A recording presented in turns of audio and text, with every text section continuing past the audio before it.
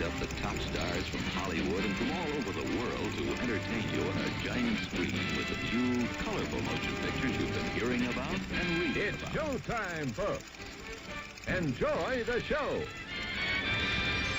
We're delighted to have you with us. They're driving theater. You'll find something to please you to add to your evening's enjoyment. Is pleased to bring you our feature presentation.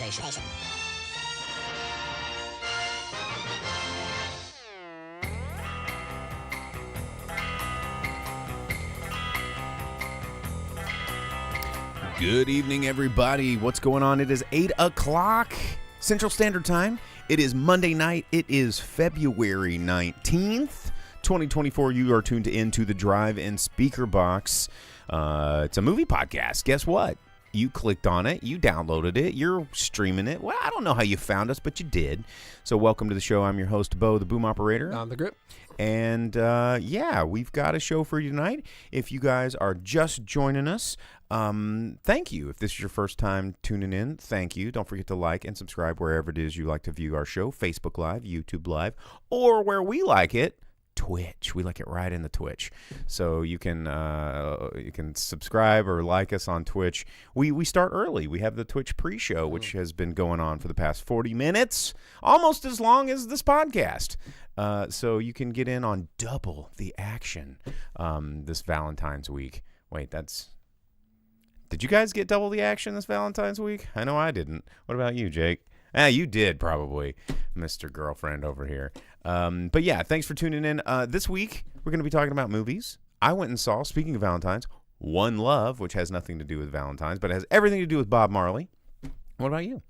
I did a favor for a couple of our viewers because the Bob Marley movie was pretty much the only new movie, that or the caveman horror film. I watched The Iron Claw. I know that. Oh, about time. Yeah, we've had a couple of our. Did you cry? Dude, it's a bummer movie. There's no shocker or spoiler alert there. It's a movie about brothers dying. So, yeah, I finally watched that because, yeah, I think Vince and Sam have both really been wanting me to watch that one. So Well, we will talk about that It later. was still in a local theater. So Okay, all right, yeah, all right. I mean, there's a lot of crazy stuff that's playing in the theater. Like Amelie is playing in the theater right now, that. which is so good. Mm-hmm, we had that at our AMC. Dune 40th anniversary is playing at our AMC Yep. this week. And did you see this thing this week, Jake? I wanted to go, but it was tonight. And I got really upset because it was at 7 o'clock. And, of course, I was here. I couldn't go to the movie. It was AMC Screen Unseen. And it was at 7 o'clock tonight. And it said, join us for a movie that we're not going to tell you about. It's a never-before-seen movie. We're going to give you an advanced screening for $5. And then afterwards, you have to answer some questions. And the only thing that we'll tell you is the rating. And it was PG, which, but how cool is that? That would have been a thing for us to do. That sounds cool. That would have been Too really bad it's fun. on a Monday. I know. I would have gone. But anyway, it's also President's Day. That is. You know, it's President's Day. And for those of us that live in Arkansas, it's also Daisy Gatson Bates Day, which, if you're familiar with your Arkansas history, there was the Little Rock High School with the segregation and the whole famous thing, and the black and white photos and the backwards thinking. Black and white photos, black and white people. Yeah, exactly.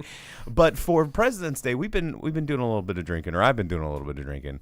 It's President's Day, and I have a bottle of this Laird's Applejack, and I wish I could tag like the Laird family because they're really great people. I've met Lisa Laird, who's a seventh generation, and her daughter. They're both great people.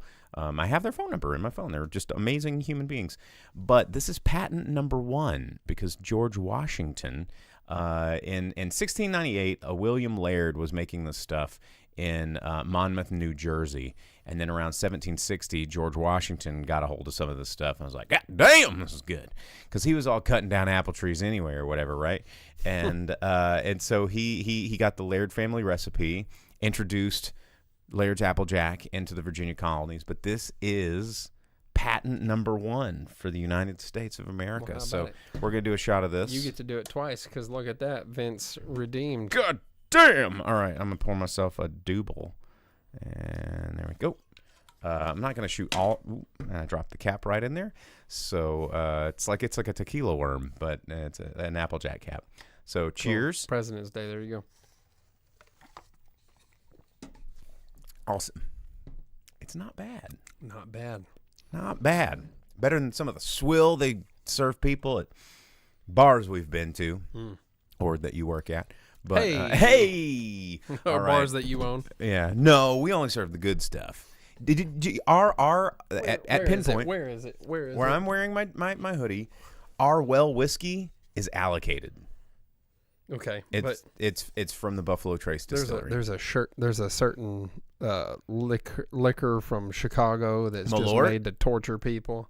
Oh, Malorch Madness! Mark your calendars. March 28th Oh my God. is coming up. So yeah, we're gonna be doing Malorch Madness March 28th at Pinpoint. If you're in the Northwest Arkansas listening area, you can come check it out. I will be serving up Chicago dogs and Chicago handshakes all day long. Oh, hey, now we're talking. Yep, good stuff. So, all right, Vince is probably just like shut up, Picard facepalm. Yeah. All right. Well, let's get into the news. You probably aren't surprised about this. Madam Web, not a lot of people are excited about it. Yeah, man, I've seen nothing but how everyone hates it. Yeah. Yeah. Not number one at the box office this week, which we'll talk more about in detail at the end of the show. But, you know, what would with these movies that keep coming out, like, if you've been watching our show or listening to our show or whatever however you interact with our show, we called this. Like, from the first bit of news about this to the first trailer to the 100 billionth trailer to today where it's out in theaters and been out for a weekend, we knew this was going to suck. Where along the chain of command in Sony did it get to this point? Did it get greenlit? Did a script get written? Did CGI people get on board? Did people get cast? Did they go, roll cameras? And then they were like, this is going to be a winner. And where were the us's that were like, guys, no. This is not going to be good. The only thing you really need to do is probably just churn out another Venom movie. Maybe do Cosmic Spider-Man, because that seems like something that people would eat up. You've already done Spider-Verse. You can't. This is stupid.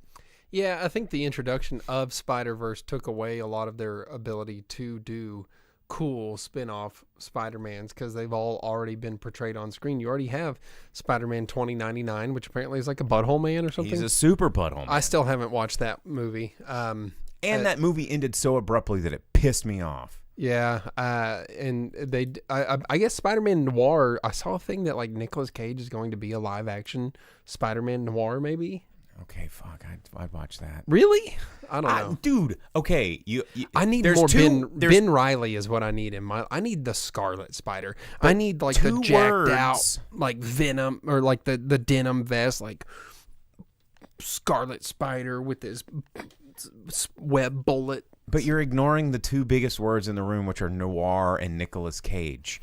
That's all I need. Sign me up. It doesn't even have to be Spider Noir. It could just be, you know, whatever noir Nicolas Cage. Give me a Nicolas Cage. Give me a hard-boiled noir Nicolas Cage. I'm sitting at the desk and like the girl walking into his office. Yeah. She walked into my office like, this dame came in, and I was like, whoa. Yeah. Yeah. Like, I would love that. Give it to me. Vince over on Twitch said Noirculus Cage. I'm down for that. 8mm was kind of noir. Yeah, that's kind of noir. That's why it was good, man. But yeah, Madam Web, no one's liking it. Big surprise. You just take a look at her and tell she was no good.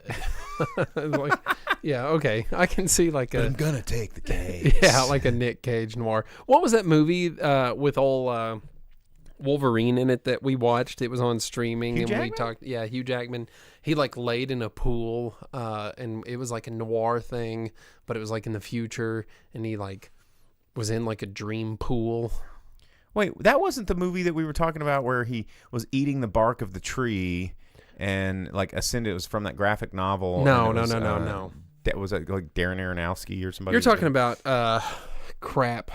Yeah, you know the sci-fi one from like 20 years ago, which was good. Yeah, based on no, this was like on HBO like 2 or 3 years ago. It was like a COVID movie. Yeah, we watched it. I can't remember, but it was a noir thing. He was like a noir detective. Dude, but it was in like a Noir- flooded city. Noir is cool, man. Anyhow, yeah, Like, Nicolas did you Cage guys ever watch? Who out there liked Dark City as much as I did? Are you giving me the side eye sip that you didn't like Dark City? No, I'm just saying you said it liked it as much as you. The Fountain. The Fountain's the one you're talking what I'm about. talking Yeah. Dark City was a fantastic movie if you've never seen it. It's dark, it's noir-ish, it's a noirish sci-fi. Super good movie. And that guy that directed it went on to do another Nicolas Cage movie. It was like the one about the numbers. I think it was called Knowing. And that movie sucked. And I was so mad because I was like, oh my God, he's coming back with another film. And Reminiscence is Alexander the one. Proyas, I think, was the director of that. Reminiscence. Oh, Yeah, that's Reminiscence right. is the one I'm thinking of. Yeah. Well, anyway. What other? Speaking of dark, gritty films, did you hear that Luc Besson, which, like him or love him, he's very hit or miss as a director and a writer. I like him just mainly because he just makes movies. Like, he's been making movies since he was like 12. Yeah, but he's also like a weird French kid diddler. Does he diddle kids? He wants to, like, the whole thing of. I mean, he's weird and he's French. I get that. The whole thing of Leon is taken from like a real part of his life. But Leon's a good movie. It is a good movie, but it's taken from a real thing of his life where he was a hitman? No, and where Gary he- Oldman was there? No, where he was into like a little, like a girl, like a little girl. Well, maybe that's like a French thing. It might be. I don't know. No one ever like really got that mad at him about it, I guess. Because it was in the past. Because by the time he wrote also did Fifth Element. And, He did. And have you guys ever seen Subway? Like with Christopher Lambert. Like Subway's a pretty good movie. I don't know if I have. I've watched a lot of Christopher Lambert movies. And like, what was it, Deep Blue? That's a pretty good one. But anyway, and Luc Besson, he is set to direct a Dracula, like another Dracula movie's coming in. More Draculas. I did see about that. I saw that. I didn't see that it was Luc Besson doing it. Christoph Waltz is I attached. saw Christoph Waltz. Yeah, that's pretty cool. Blah. You know? Like, can he be Dracula? Is Christoph Waltz going to be Dracula?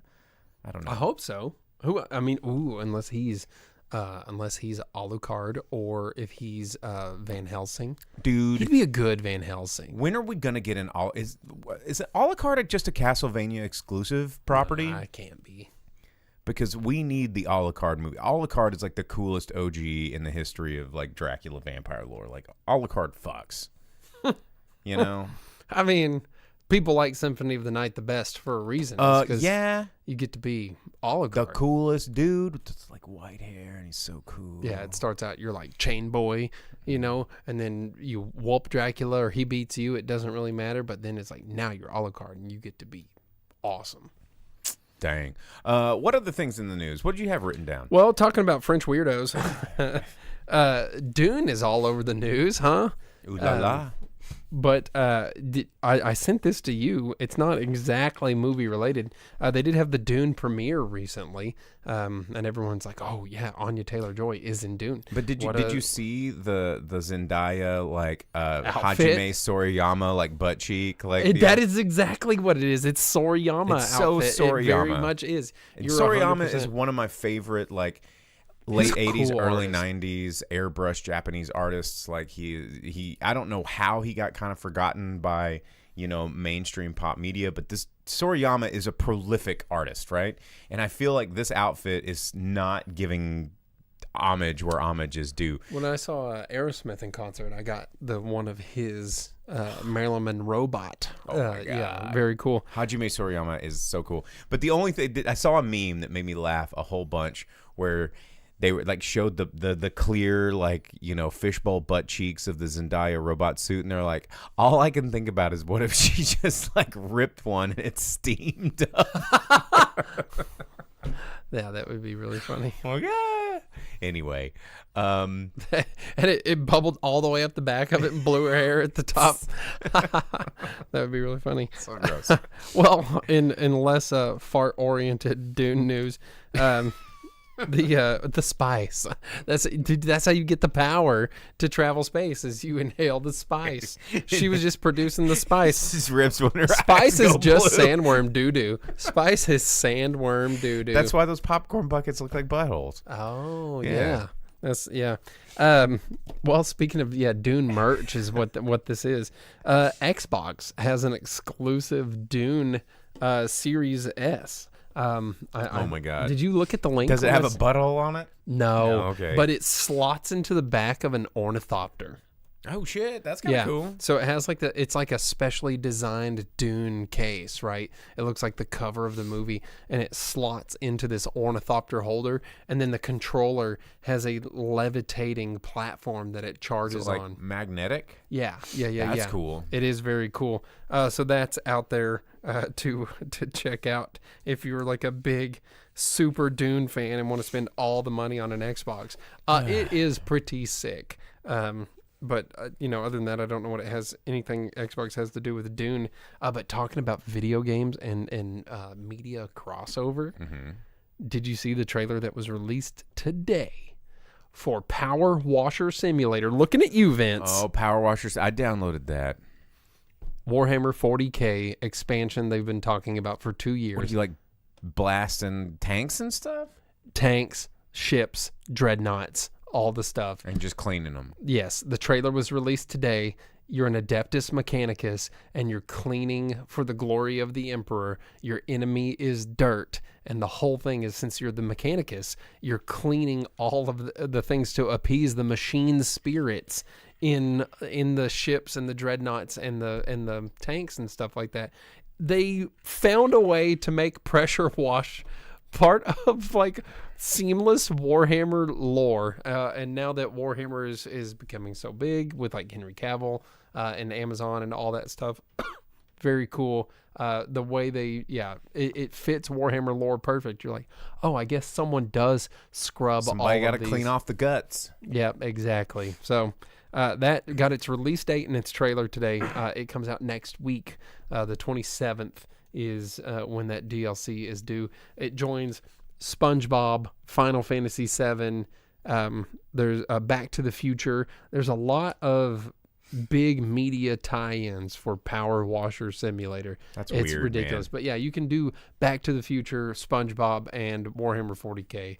Very cool for that game if that's what you're into. So Non-video game related, but Vince, you're the one that told us to get Power Washer Simulator, bro. yeah, that's true. Vince on Twitch, he's our Twitch mod, and also Discord mod. You can join in. He's probably going to do a movie night tonight later if you're watching the show. Power Washer Simulator. That's your fault. Not that particular expansion, but that's what got me to actually download it and play that one time. So in movie-ish related news, did you guys see HBO?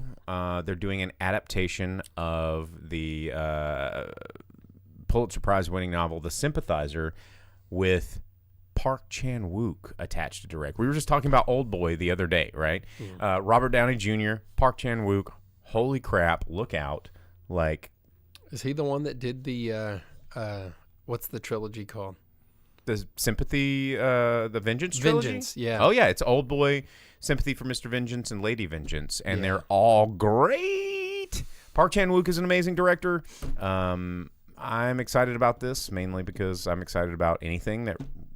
I mean, Robert Downey Jr., I give him a continuous pass because he does things like The Singing Detective. He does things like Kiss Kiss Bang Bang. Yes, he was Iron Man for a while. Wouldn't you be? Wouldn't you take that check from Disney? But then he was like, "You got to kill me. I'm done. I can't keep doing this. Like, we're out. We're done." But you get. I'm kind of excited about this. So that trailer's out there. And then also in Joker news for douchebags that need boring Halloween costumes, the new Folie à Deux images that got released this week that have Joaquin Phoenix and Lady Gaga. I totally forgot about that. It was nothing exciting. No, it's just him and Lady Gaga. Yeah, and her face is a lot bigger than his. Well, and she's just a bigger person. She's cool. all the images just made me feel weird because of how strange their faces are with their still photos up close. Yeah, I'm not excited. The first Joker movie was cool and all. I feel like Joker is like the Fight Club of like Intro into Anarchy, right?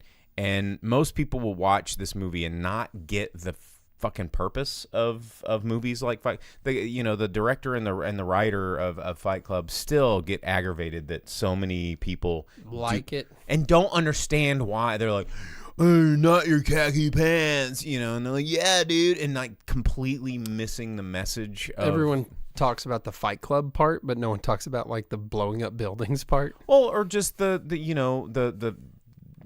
discourse on capitalism and consumerism and all of this kind of stuff that goes, whatever. In other news, X-Men 97. All right. You want to talk about that? Sure. The trailer didn't have that song. Oh, really? You can't have X-Men and not have the X-Men opening. Have you not seen all the memes where they took away No. Rogue's booty cheeks? I You gave not up. seen that? I gave up on Marvel the moment that Disney purchased it. So Disney I Marvel. used to be the biggest X-Men fan in the world. In fact, to this day, my X-Men comic book collection weighs more than my car does. Damn. I need to go through What, them you and sell drive them. like a little clown car? No, dude, I drive like a full-size real human being car. But I need to go through them and sell them because I don't read comics. But at a point in time, X-Men was cool, and then 2009 happened, and they expanded it into like 100 different series, and it cost you $400 a month just to stay up on the X-Men storyline. And they changed all the characters, and they made half the X-Men vampires. And I was like, I'm done. Disney has run away with I don't remember that Marvel. Yeah, exactly. Well,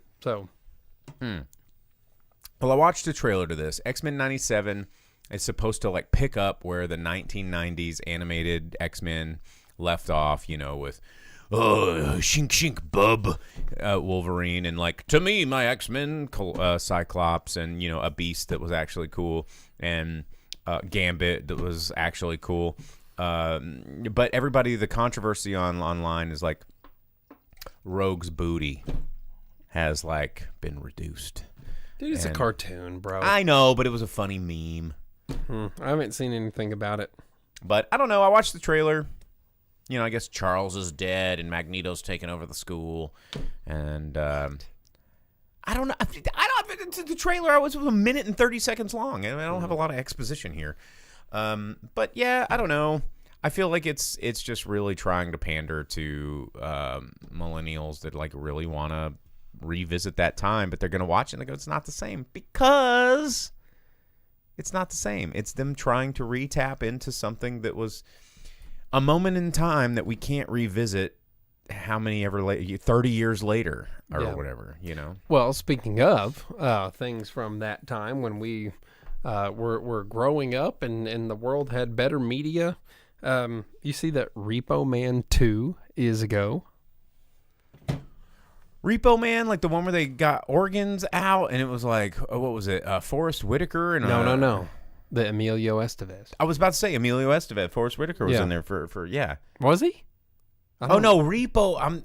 You're thinking of the one with Jude Law. Yeah. Yeah, Emilio Estevez. Repo Man, not Repo Men. Yes. Yeah. Okay. No, Repo Man with Estevez, but no Emilio this time. Well, I would assume. Yeah, Repo Man 2, The Wages of Beer is what it's going to be called. It is a go. That's all we know right now. So that's a thing. I don't know what they're going to do or how it's going to work, or, making a sequel to a movie from the 80s 40 years later. So who's to say? Also, speaking of Beetlejuice news, Michael Keaton did an interview with People.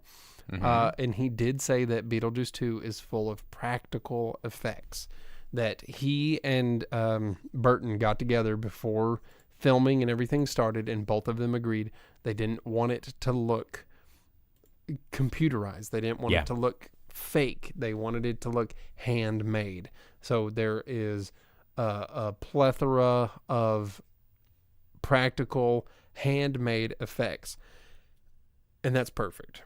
Well, Because no matter how bad people think that practical effects look like on the producer's side of things, dude. we were talking about practical effects in the pre-show before you showed up today, and it's like all the jadedness that we have come to expect from CGI and all this kind of mess. And it's like we understand. We've said this on the show a million times. It's like we all know none of it's real, right?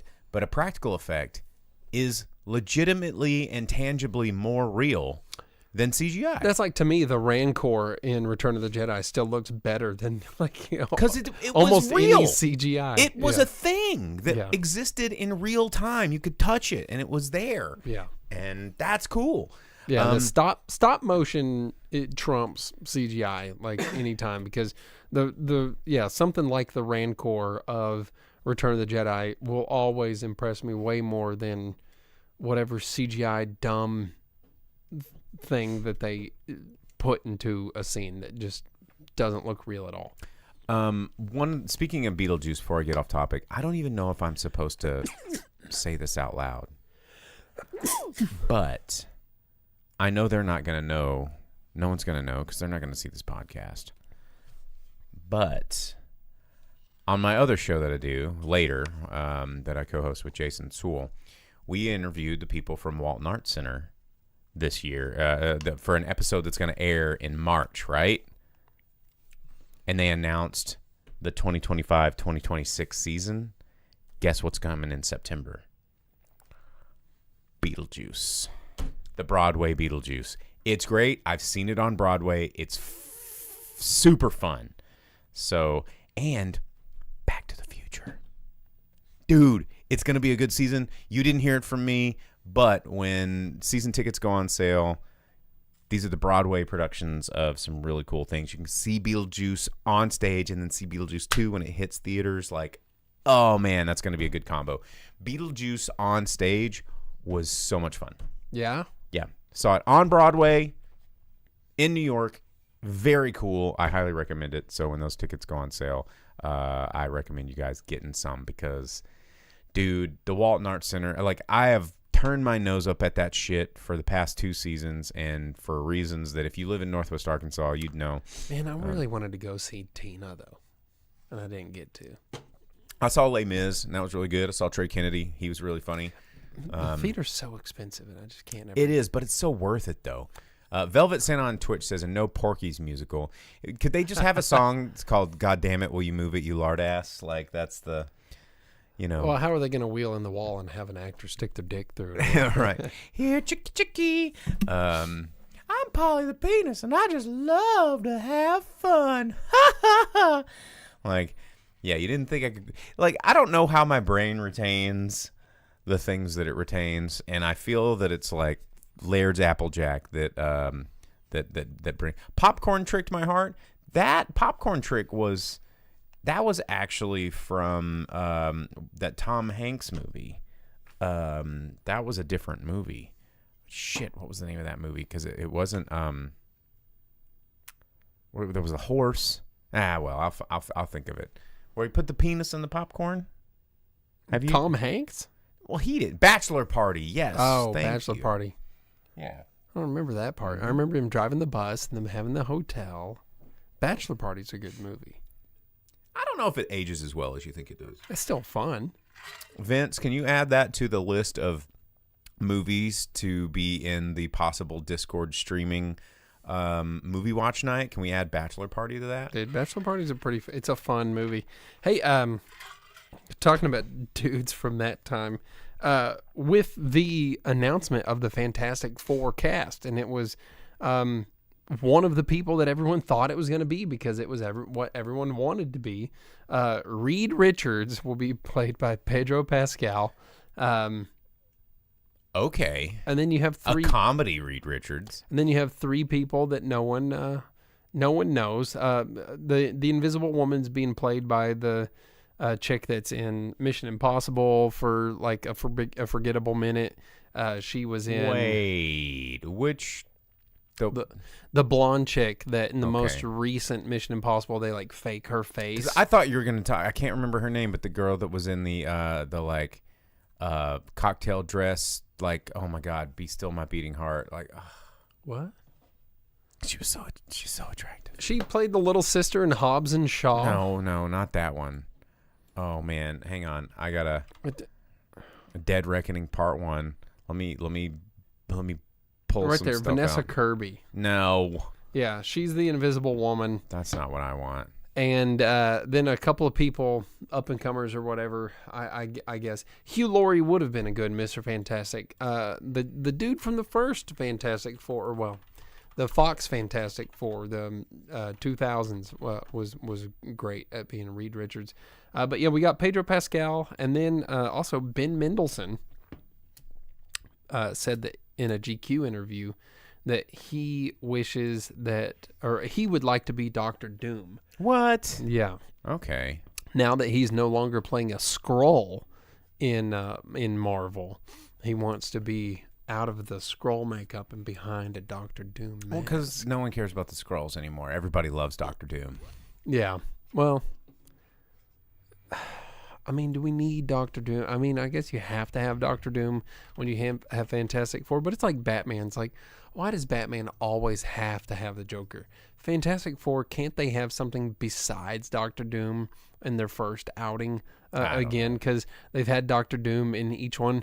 The Chris Evans Fantastic Fours, they both had Doctor Doom as the bad guy. Mm-hmm. And it was that guy from like Nip Tuck. Yeah. And then the most recent attempt at Fantastic Four with Miles Teller and Oh, I forgot about that. What's his name? Yeah. Creed. Ooh. Michael B. Jordan. Michael B. Jordan. Whatever the hell that movie was supposed to be, it also had a Doctor Doom. Like, come on, man. Why always roll out like the big bad with the team? I liked the way that Fox did their Fantastic Four, the Chris Evans one, where Doctor Doom got his powers the same way that Fantastic Four got their powers. Because in the comics, Doctor Doom was like half Romani. Yeah, well, because he was that gypsy. weird, He had gypsy magic plus science. So he combined his gypsy magic, which is what they called it in the comics. This isn't me saying this is the comic book. Don't cancel us. He combined his Romani magic with science, and that's why he was Doctor Doom. He was legitimately a doctor, just like Reed Richards was a doctor, and they were roommates. And Doctor Doom combined his magic and his science, and it scarred him for life or whatever. But in the movie, they're like, no, they were on a space station. Fantastic Four got their powers in space. Well, Doctor Doom also got his powers in space, and I really got different space powers. I actually liked that because instead of him being a magical gypsy, instead of him being like Borat gypsy magic, he actually like got his powers the same way, which was really good. he just had different ideals. Yeah. So I just, you don't always have to go with the big bad. Bring in Fin Fang Foom or something like that. That seems even more cancelable. He's a dragon. Yeah, but he's not a real dragon. He's from space. But he's Fin Fang Foom, and he has the mustache. But that's his name on his planet. I know, but I mean, if you go back and it doesn't age well. It doesn't. I mean, Fin Fang Foom is pretty cool, but it also kind of has big Mickey Rooney vibes from Breakfast at Tiffany's. I am bad guy, Fin Fang Foom. You're like, no, we can't have that here. Yeah. How many movies was Mickey Rooney that character in? There's like 24 movies where he plays that character. It's one too many. That's what I'll say. Well, we need to talk about what movies. Not a real dragon. Oh yeah. All right, last bit of movie news. We got James Bond stuff. Shah Rukh Khan was in an interview, and they asked him if he would be like a villain in Bond, and he said he always wanted to be James Bond. And I think Shah Rukh Khan would be a super badass James Bond. Of course, you think that Shah Rukh Khan. Have you ever seen a Shah Rukh Khan movie? Yes, I've seen a Shah Rukh Khan movie. Okay, well then there we go. But he said talk about 1 billion of them. But he said that he's more likely for them to make him the bad guy because he's brown enough. So that's out there if you want to read that interview. That was in Collider. But the producer of James Bond, Barbara Broccoli, did an interview with Deadline, and she said that there is nothing that she can tell you about the next Bond film. There's nothing. Nothing is happening yet. She was like, nope, Not a thing. Not one thing's going on. So give me more Mission Impossibles. I don't care about Bond anymore. That's true. Mission Impossible was good. Not enough people watched the last one. It was pretty good. I need the next one. I need it. I like Mission Impossible. We like Mission Impossible movies. They are good. I think that's it for my movie news. Okay, well, let's talk about what's coming out in theaters this week because there's not a whole lot. There's 2 that I want to talk about. 3, I guess. There is the Final Fantasy movie Advent Children, which is a re-release from 2005. We talked about this a little bit. It's getting a re-release. You can check it out if you want to. Also, in that weird sort of Funimation Fathom events sort of deal, Demon Slayer, Kimetsu no Yaiba, the Hashira Training movie, that's coming out because the past 2 have done so well in box office that they're dropping another one. I'm a season behind in Demon Slayer, so I got some catching up to do, so I don't know if I'm going to go see this, but that's coming out in theaters this weekend. But probably the big one. Go ahead, what? I was going to say the Demon Train. Was that the last one? Mugen Train. No, that was not the last one. There was like the Entertainment District one that came in after. Well, I remember the train one. I saw Mugen Train. You talked about theater. it, yeah. It was awesome. It set like big anime records for a U.S. release. Yeah, it was good. So we'll see what happens with this one. But probably the bigger movie that's coming out is from Ethan Coen. Maybe you've heard of the Coens, but this is Drive Away Dolls. And you've probably seen the trailer. It's Margaret Qualley and Geraldine I'm going to let you take that name there. Viswanathan? Yeah, thank you.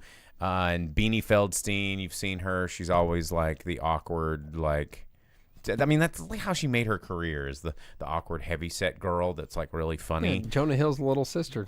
She was in What We Do in the Shadows. Yeah, she's great. She's really funny. I feel bad that she plays the same character all the time. Pedro Pascal's in it. Matt Damon has a cameo. A lot of people in this movie, but it's about this girl Jamie. She regrets her breakup with her girlfriend, while Marion needs to relax. In the search of a fresh start, they embark on an unexpected road trip to Tallahassee, and things quickly go awry when they cross paths with a group of criminals that are. I saw the trailer. They decide to go rent the same car that was supposed to be like a pickup car. So they accidentally end up with the package. With the package, and and then all hell breaks loose. Yeah, the trailer for this looks god awful. But the thing that I'm worried about is this is not a Coen brothers film. This is just Ethan Coen, right? And the Coens, they can write some movies, man. I mean, Lady Killers is good. No Country for Old Men, Burn After Reading, True Grit, Hail Caesar, Fargo. Take that True Grit bullshit out of here, bro. There's only one True Grit. I mean, it wasn't terrible. Oh, Brother, Where Art Thou? Big Lebowski, Fargo, Hudsucker Proxy, Barton Fink, Raising Arizona. I mean, there's a lot of stuff there that they're involved with. The Coens have a fantastic repertoire of movies that give preface to this could be good. So I'm not throwing it out the window yet. It looks kind of fun. It could be interesting. I feel like the Coens do what, and this might be a little controversial. I don't even know if I'm going to say it. I don't know if I'm going to say it.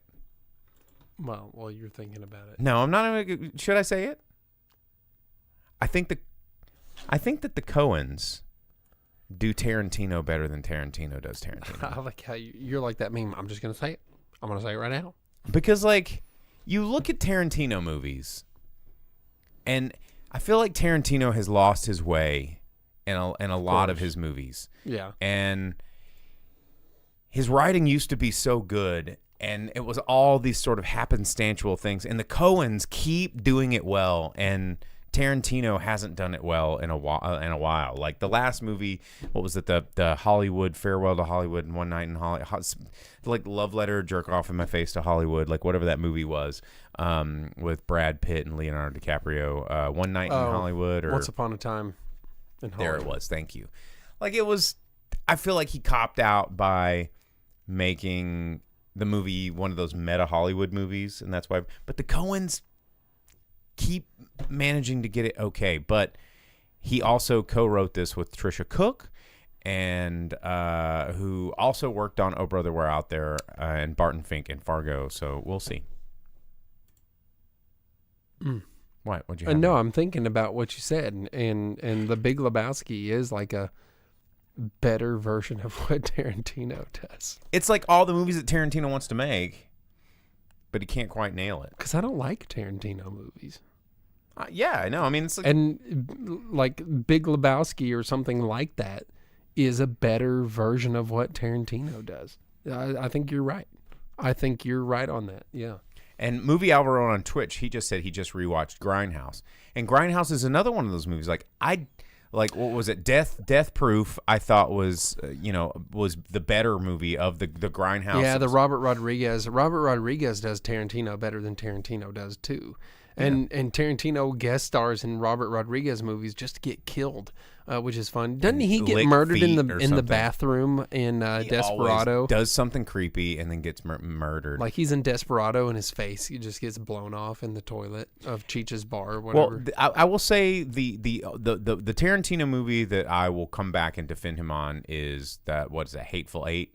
Like the people didn't like that one. I did.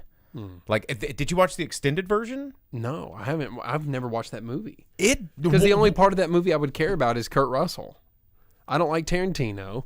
I've seen way too much Sam Jackson in my life, and the whole thing of like everyone at like a snowed in bar, but they're all trying to kill each other thing. I didn't. So there was no interest. Kurt Russell was my sole interest in that whole movie. Well, that's the kicker. That's what you get. I will say that Hateful Eight uncut, like the director's cut, is really good. But if you want to see a better version of Hateful Eight, watch Ravenous. Ravenous is a fantastic movie about being trapped in a cabin with a Wendigo. Velvet Santa says they legitimately destroyed an 1800s guitar on that set. That's despicable.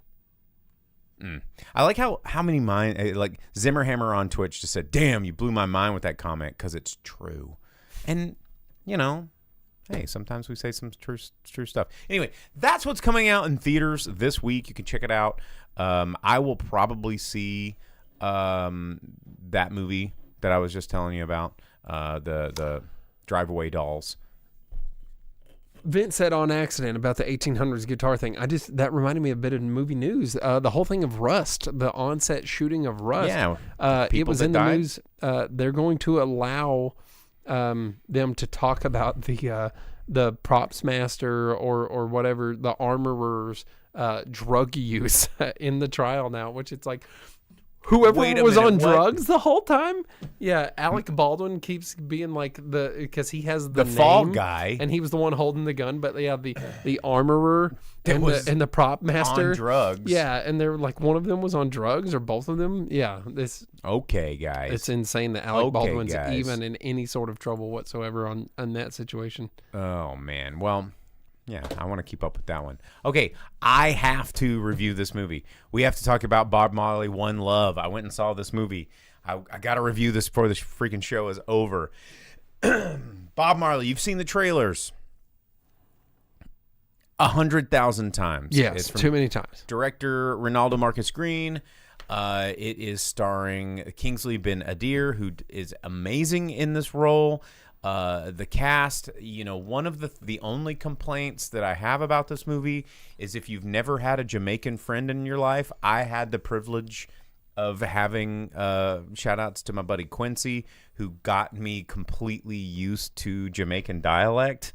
I don't know how anybody would understand what these people are saying, because Jamaicans, the way that they talk, the way that they use words, it doesn't make a lot of sense unless you hear it a lot. And by the end of this movie, it starts to make sense, but they needed some subtitles for this movie just because, Rastafarians and Jamaicans, they have this way of speaking that if you've never heard it, it's not going to make any sense to you. And I compliment this movie on being authentic to that, because this cast, like Lashana Lynch, who plays Rita Marley, you've got all the Wailers that are there, like all of these tertiary cast members that are speaking in very thick Jamaican. It it feels very real. It feels very authentic. When a lot of biopics, they're like, I'm Freddie Mercury and I'm the guy from Queen, and you're like, you look like him, yes, but you're not like really embodying all the mannerisms. Like biopics have a hard time of doing that. Or like Napoleon, where you go, I'm Joaquin Phoenix and I'm Napoleon. And then somebody else is like, Sacre bleu, Napoleon. And he goes, I don't think so. Let's shoot cannons. And it's this weird juxtaposition between, what we understand from celebrity and what we view as Americans versus the cultural reality of what's going on in here. So One Love, it takes place in about 2 years of Bob Marley's life, right? Bob Marley, this movie opens up where he's already established in Jamaica as a prolific recording artist. He's one of the most popular people in Jamaica, and he gets assaulted in his home. He gets shot. And that's where it starts out? Yeah. And he's supposed to be playing this concert, and he's like, no, we have to leave Jamaica. And we have, I want to protect my family. We got to get out of There's gang wars. There's violence. We got to get out of here. So he goes to the UK. He goes, and then he records. It's about when he records Exodus. And Exodus, I know you're not a big Bob Marley fan, but Exodus. I don't like reggae, dude. Exodus is an unbelievable album. Like, as a DJ that I used to be a performing DJ, used to do all the things as a music aficionado. Exodus is an I think Time Magazine named it one of the most important albums of all time. Like, it's so freaking good. And it's about the process of recording that album, how he achieved superstardom, but also was trying to like balance the life with fame and his family, and then returning to Jamaica and trying to return to his roots and spread the word of peace, and getting kind of screwed over by one of his publicists over a thing to Jamaica or Africa. And my complaint about this movie, though, is that it's hard to follow the timeline. It's hard to follow when things are happening because it really only takes place in about two years. Because it's like, I think the movie starts off in 1977 and he died in 81, right? So it doesn't cover a lot of his youth. Well, not even a lot of his youth. Some of his youth is covered in vignettes and flashbacks and memories as he's processing like how he wants to move forward with this like mega fame that he has achieved. And then it all culminates into this final concert where he returns to Jamaica and like reunites these people and creates peace. It's good. It's a good movie. I will say it's a good movie. It's a little hard to follow, and you don't really get a sense of how Bob Marley came to be, because the movie starts out as Bob Marley's already Bob Marley. You know what I mean? And it, his family produced the movie. Ziggy and the rest of his brothers and sisters were very hands on. They're all listed as executive producers along with Brad Pitt. But the music's fantastic. And Vince just said on Twitch, he said, I heard it's a very sanitized, family approved version. Is that accurate? Yes. Kind of like the Queen one then, because it was the Freddie Mercury, but it was the rest of the Queen band was the producers on it, and like Brian May was the one that had all the say and stuff. So when they tried to get too real, he was like, back that shit off. Well, and they dabbled only a little bit in the problems that fame and fortune bring, especially in the late 70s with the music industry. Like, you can't tell a story from the 70s and 80s in the music industry without some horrible, rotten shit happening. Like, one of the things that we talk about a little bit on the show from time to time is the concept of celebrity. And now that we live in a world where all celebrities under a microscope, you can't really escape social media and like, did you hear this? Did you see this? Back in the 70s and 80s, anything went, man. If it was behind closed doors, it was behind closed doors, and you hear about these people that we love and we worship, and they're like, oh, they made all these amazing songs. God knows what insanity that they got up to, because who's going to know? And when there's infinite wealth, infinite power, infinite opportunity, and zero chance of people finding out, like, You don't know how many children the Beatles had sex with. What? That's what I'm That's saying. what? You know? No. I mean, but yes, The though. Beatles. The Beatles. The No. Beatles. George Harrison would not do anything. I'm like sure that. there was some sexy British 14-year-olds that ran in there, and he's like, "Fancy a tug on your sausage, me love?" And like No. he's like, "All right, I have a spot of tea." You know, like that shit was probably crazy and awful, and they were doing drugs, and it was it was the Austin Powers like, "It's getting Monday, baby." You know, ugh. George Harrison wouldn't do that, man. You don't know this. John Lennon wouldn't do that. You don't know this. Weird grandma Paul McCartney might. I don't know, but Ringo probably did. no. You can't hate on Ringo.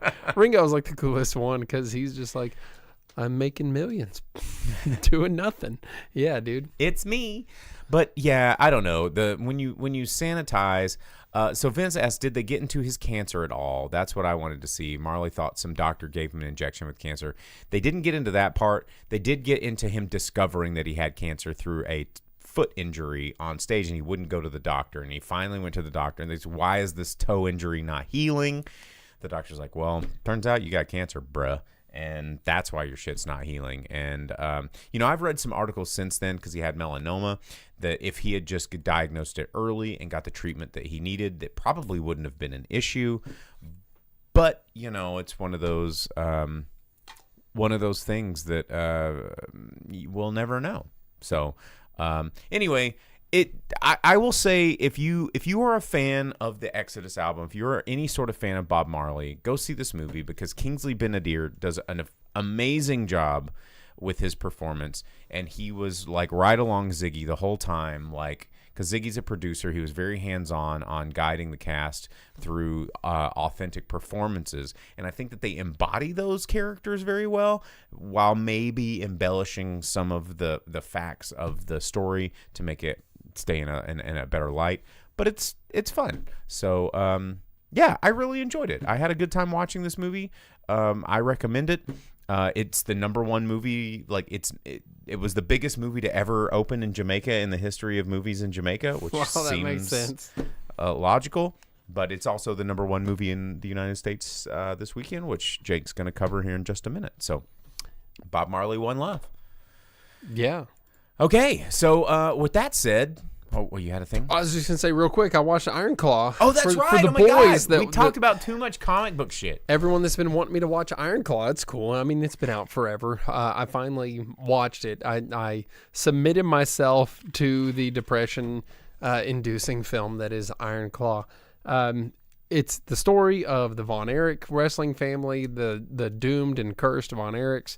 And that's exactly what you get. You get a story about brothers and the oldest of them watching them all die and pass away, minus one that it doesn't show in the movie. Thanks, Zimmerhammer. It's what you get, man. It's a very cool movie. It gives you pro wrestling. It tries to make it. It's weird because it tries to make wrestling a very real contact sport at times, where everyone's like, "Oh, what are you doing?" Or like, "I can't believe you did that." But at the other times, it shows them talking about the moves they're going to hit and talking about the scripted reality of wrestling and how it's predetermined and stuff like that. So it seems like they couldn't figure out if they wanted to portray wrestling as real or as predetermined. That's wherever. It's mainly a love story with the oldest brother and his wife, which they've been married for like more than 40 years in real life. You get to see that kind of stuff, but you do watch all the brothers die. It is depressing. Not a bad movie, not a great movie. I don't think it's worth all the praise that it's been getting. All the deaths of the brothers occurred in very short order, and you don't get to like really know or get attached to them long enough for it to impact you the way that it should. I think they focused a little too much on their parents being real douchers, which they weren't exactly in real life. I mean, their dad was kind of tough on them for sure, kind of a total doucher, but not like a total doucher. I don't know. It's tough. A medium doucher. Yeah, a medium doucher. But it's not a bad film at all. It's an entertaining movie and is a first foray into the world of wrestling. We're learning about things that really happen to people in pro wrestling. it's fun, but all the portrayals of some of the other wrestlers, like the most on-screen time by any other wrestler is Ric Flair, and he is not Ric Flair. The dude that does Bruiser Brody, really good. You get to see MJF for a second, which was a lot of fun. He was an executive producer on this. Overall, not bad. I'm not upset with it, but it's also not the best movie about wrestling either. So definitely not a feel-good movie. But if you want to watch something and feel something, and it is a feel movie, not a feel-good movie. You're not too used to the true story. Like I watched it with my girlfriend, and she was crying and very like, what the hell? And I was like, that's not what really happened. It was way worse than that. So cry harder, yeah, damn it. No, like there were things that like as I watched it, I knew was coming, and things that for her it was like a very like, here's a reality check. So that might be part of it too. It's still out in theaters right now, limited showings. It's also available on streaming. You can watch it on Amazon and one or two other streaming platforms. So it's there. Not bad. Okay. Well, all right. I watched it for the boys. We got Iron Claw popcorn bucket. It's just a coffin. Wow. Wow. Sorry. All right. Well, let's get into this box office roundup while we still got time. President's Day weekend, February 16th through 19th, 2024. Somebody in the chat there, I can't remember who it was, said that it was one of the lowest President Day weekends since 1995. There was nothing to watch. The Bob Marley movie was the only movie out there. It was, Chosen. Yeah, episodes 4 through 6, or the caveman horror movie, which when looking it up, it was, it always tells you if it's in a foreign language. It was listed as artificial language with English subtitles, which I kind of want to see. Yeah.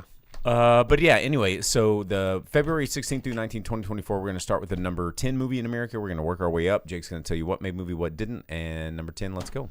With just looking over it real quick, the artificial language movie is not in the top 10, so bummer for it. But coming in at the number 10, the new Russell Crowe movie, Land of Bad, $2.1 million brought in by that. For a movie, by the way. It was unattractive on the screen, looking for what movie I wanted to watch on my phone screen. Coming in at number 9 in its second week, at one you talked about last week, Lisa Frankenstein. Just under $2.5 million, bringing its domestic total up to $8. I think they thought it was going to do a lot better. They might have. Yeah, not so great there. At number 8, Anyone But You, $2.8 million on its Valentine's special release, is how it was advertised. I'm good. I'm glad it's in order. Get this movie out of here. It stayed in theaters. It didn't go anywhere, but it was given the second, the subtitle of Valentine's release or re-release or whatever. $2.8 million brought in by $85.1 million in its 9 weeks out. Not bad for that. It's made so much money. $189 million across the globe. So yeah, over $100 million worldwide and extra. And then at number 7, 6 weeks out from MGM, The Beekeeper, $3.8 million, bringing it up to $60.5 million in the U.S., $144 million across the globe. Not so bad. And then at number 6, cutting the list in half here, The Chosen, Season 4, Episodes 4 through 6. So if you watched Episodes 1 through 3, it was time to watch Episodes 4 through 6. And this one has made more, I think, than 1 through 3. $3.95 million with an extra day or two in there, it looks like. So 4.7 million brought in by The Chosen, Episodes 4 through 6 in the Fathom event release. Good on them. And we've talked about, money. That's all profit because that's a crowd-funded show. So that's just them killing it right there, getting church-going folks into the theater. And then at number 5, never leaving theaters, in its 10th week, Wonka, $4.3 million. It's in 2,400 theaters still. $210.74 million brought in by Wonka in the U.S. alone. $606 million across the globe. God. What the hell Is Timothy Chalamet really that big of a draw? Because that movie is chocolate turds. But whatever. Number 4, Migration, also just hanging in there. Will it ever migrate away from theaters in its 9th week out? $5 million brought in by $116 million in the U.S. Wow, unbelievable! I can't even imagine how that happened. $256 million across the world. It's a lot of money. Jeez, man. Vince on Twitch, he asked, do you guys know what number 15 is? Is it just hype movie for the short films? So number 15 on the box office was a 2024 Oscar-nominated short films. And this is something that some theater chains do. I know Regal does it sometimes. AMC does it sometimes. Well, they'll do their Oscar collections, and the shorts are something that they'll air at once. And I think it was shown in 375 theaters nationwide, where they take all the nominated shorts and they just air it in a one ticket. And so that's we've had that scene at our local theater. A time we've or had two. it a few years. Yeah. Yeah. It's not always there, but once or twice. And then coming in at number 3, Argyle, and its 3rd week out, $5.75 million. That's brought in 37.5 in the U.S., 77.5 across the world. Bummer for it, almost a month in, and it's barely brought in any dollars at all. That one will probably skyrocket on streaming. What is it, Apple Plus or Yeah, something? when it hits streaming, it's going to do well. And then opening at number 2, which it's surprising that it even opened that high, but I guess it's just new material. $18 million brought in by Madam Web, and since it opened It was on in the Valentine's, most theaters. It was in the most theaters nationwide by a Well, long shot. Sure, Sony had the dollars to do it. It opened on Wednesday also. It opened on Valentine's. It didn't open for the weekend. $26.2 million total by that one, 52 across the globe. That's not a strong opening for a comic book movie where they probably need to make at least 200. Where it has spiders on it. Yeah, exactly. But then topping it, coming in at number 1 in the domestic box office. Also opening on Valentine's Day. Oh, did it? Yeah. Okay, I thought it was a Friday opening. That makes it a little less impressive, but still. I mean, Bob look at the Marley. week. Look at the total gross. Yeah, Bob Marley, One Love brought in $34 million over the weekend, $52 million for its release since Valentine's, and $81 million across the globe. Yeah, how much of that was from Jamaica? I mean, probably And a lot. the whole yeah. country watched a movie. at the Me same go time. and spend me money on it. So, dude, I know how to. I'm You're speaking, like but I me- can't do it. I It's guess like I'm not Meet supposed to Joe do it. Black, where he talks to that lady in the hospital or whatever. Yeah. It ain't gonna be I. Well, when there are words and inflections and tones that they say that mean different things. Like they do say something. The I and I. When you hear somebody say I and I, because they don't speak you me, they say I and I because they speak together, and that's just a thing. And it's like if it's not like you don't go, oh, you're just making fun of it. That's just a word that they use that we don't because it means something different. It's like wabi sabi, the idea of wabi sabi. It's not an idea that we have over here, but you got to, if you're going to explain it, you have to say wabi sabi because it's just that's what it means. So yeah, made a lot of money. Okay. Dude, we're Velvet Santa's happy thoughts. Okay. All right. Well, do we have any other final thoughts? Is that it? Are we done? Did we do the show? Is that No, I think that's it. I'm Okay. I'm shocked that a reggae movie was number 1, but at the same time there was nothing else. And I'm surprised to see that caveman horror movie is not even in the top 20. It didn't look I like. know. Yeah, we looked at towards the bottom of the list for that number 15 on the shorts, on the Oscar nominated shorts. yeah? And, It was. Let me see. What was the name if of I that see movie? the title, I'll be able to tell you. Let's It's see. not there. It was like, I mean, it's down there. I think it's gone. It just released. It's Yeah. brand new. It didn't get out. Well, anyway, whatever. We'll figure it out. But anyway, that's our show. Thanks for tuning in. Don't forget to like and subscribe. Follow us wherever it is you like to subscribe. Facebook Live, Twitch Live, YouTube Live. We like Twitch. You can tune into the Twitch pre-show. But if you don't want to leave, if you want to stick around, you want to have more movies, you want to have more Drive-In Speaker Box time, Vince over our Twitch mod is he hosts live. What? Out of Darkness. Out of Darkness. Is that still in? Yeah, see, it's not I'm even... not even seeing it. It must have just gotten booted out. But Vince is hosting a watch-along movie right after the show. You can find us over on that Discord. Link will be dropped into the chat. It's on our info description if you want to follow us on our Discord and get a part of that. But otherwise, we will be back next week. I'm going to try and see Madam Web, and I'm going to try and see the Drive-Away Dolls, and talk about it next week. So I'm going to try and hunt for a decent foreign film if it's going to be out in theaters at all. All right. Well, we'll see you guys next week. Thanks for tuning in. I am Bo, the boom operator. I'm the Grip. We'll see you later. As you leave the theater, folks, please be careful.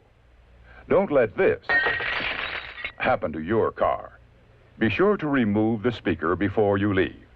If you should accidentally pull a speaker loose, please turn it in at our snack bar or box office. Thank you.